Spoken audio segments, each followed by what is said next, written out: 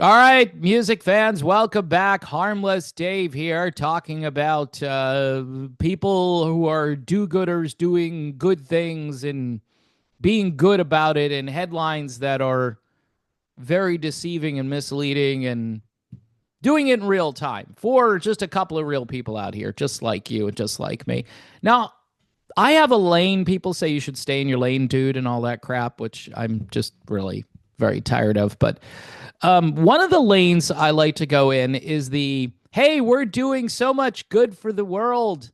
And here, we're going to tell you what we're doing. And isn't $275,000 a lot of money?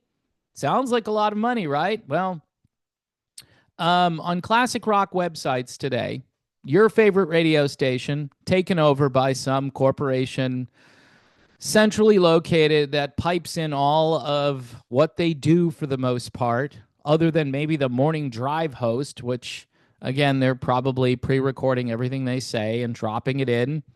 So it sounds like it's a live show, but probably isn't. Could be. Anyway, here's the headline. Let me get to this because I could get sidetracked easily here. Good Music to Lift Los Angeles compilation raises $275,000 for California wildlife relief. So you read that and you go, oh, that's amazing. They raised $275,000. Okay, so let me get into this.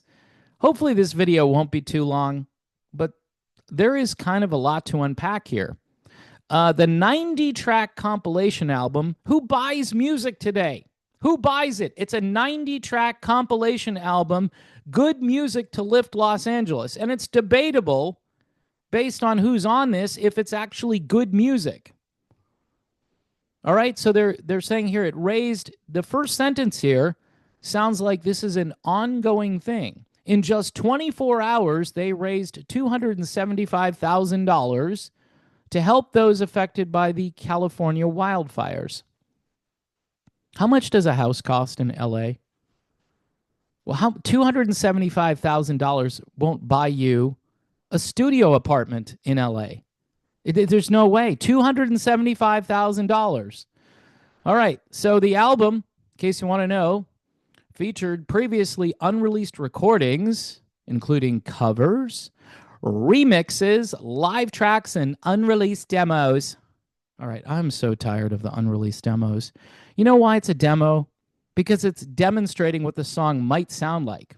All right, but typically, when they cut the track, it sounds a lot better than the demo. The demo is a demo. Hence, that's why they call it a demo. One such song was a previously unreleased, it's like they found something that's kind of classic rock sounding here. One song was a previously unreleased REM live recording of the New Adventures in Hi-Fi song. That's the name of the album, New Adventures in Hi-Fi. The song is called Electrolyte. All right, so it was a previously unreleased live recording of that song from the Montreux Jazz Festival back in July of 1999. Yeah, unless you're like an REM sycophant, who cares? By the way, the album also featured a live cover of the REM track, The One I Love, but not by REM. It's a cover. It's by Jason Isbell and the 400 Unit. Other artists contributing to this good music compilation include Soul Asylum, Dawes, the Postal Service, Death Cab for Cutie, Jeff Tweedy, Modest Mouse, and Tenacious D. Remember, it's a 90-track compilation, 90 songs. Good music to lift Los Angeles. Says who? Now, this fails on two levels, because one, is it really good music? And two, did it really lift Los Angeles? Here's the last sentence. Now, you probably stopped reading after the first sentence where it said, they raised $275,000 in just 24 hours. It was released February 7th. I'm recording this video on February the 26th. All right. So it was released February 7th on Bandcamp and was available for 24 hours. So it was done being on Bandcamp on February the 8th. It, okay. All of the net proceeds from the record are being donated to California Community Foundation's Wildfire, sorry, Recovery Fund, and the LA Food Bank. I don't think they need food. I think what they need now. So the people who are probably going to use this probably weren't even affected by the wildfires. People are going to go to the food bank who live in LA and who are poor, not the people who lost these houses. In addition, Bandcamp is donating 100% of its share of album sales to Music Cares relief efforts. Ooh, wow. So I went over to Realtor.com, and property losses from LA wildfires could exceed $30 billion, with a B, $30 billion, from condos to mega mansions. Real estate losses from the two most destructive wildfires that scorched Southern California in January, both the Palisades and Eaton fires, could amount to more than $30 billion, affecting properties from condos to multi-million-dollar mansions and everything in between. But they raised $275,000, and most of it is going to go to a food bank in Los Angeles and to a wildlife recovery fund. Let me unpack that. So is this just for wildlife that got scorched? What about the houses? And at the beginning, again, the first sentence here is to help those. Who are those? Those animals affected by the California wildfires? So you've got the Wildlife Recovery Fund and you've got a food bank. Wow. Talk about misguided, misplaced, and underwhelming results. 275,000. Ooh. Again, I can maybe buy a new door for my house with 275K. I'm just talking about these houses in California. They suffered, I don't know what the percentage is here. You can do the math. It's a fraction, though. 275,000 over 30 billion. What is that percentage? Like 0.004? I mean, it's probably more than that. But this is embarrassing. And this is what makes everybody feel like they're doing something really great for the community. We're doing great things for the community.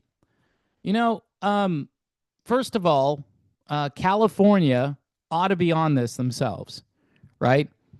The amount of tax that they charge there, they should have plenty of money, a slush fund, whatever, rainy day fund to help. Now, I'm not saying they've got $30 billion lying around. You could probably find $30 billion in Ukraine, though, or at the Pentagon. All right? If you want to find $30 billion to redo the condos and the mega mansions and everything in between, probably go to the Pentagon or to Ukraine. All right? Just giving them a little help here.